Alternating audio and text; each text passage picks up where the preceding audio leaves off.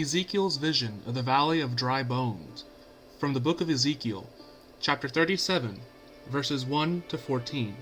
The hand of the Lord came upon me, and he brought me out by the Spirit of the Lord, and set me down in the middle of a valley. It was full of bones. He led me all around them. There were very many lying in the valley, and they were very dry. He said to me, Mortal, can these bones live? I answered, O Lord God, you know. Then he said to me, Prophesy to these bones, and say to them, O dry bones, hear the word of the Lord. Thus says the Lord God to these bones, I will cause breath to enter you, and you shall live.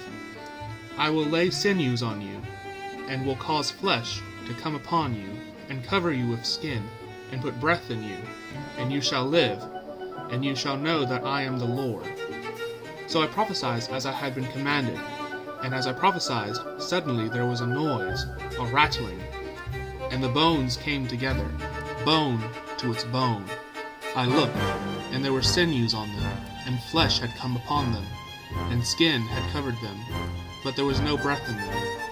Then he said to me, Prophesy to the breath, prophesy, mortal, and say to the breath, Thus says the Lord God, Come from the four winds, O breath, and breathe upon these slain, that they may live.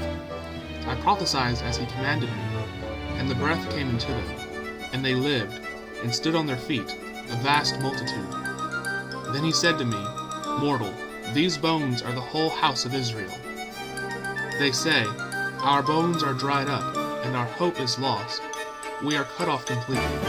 Therefore prophesy, and say to them, Thus says the Lord God, I am going to open your graves, and bring you up from your graves, O my people, and I will bring you back to the land of Israel. And you shall know that I am the Lord, when I open your graves and bring you up from your graves, O my people.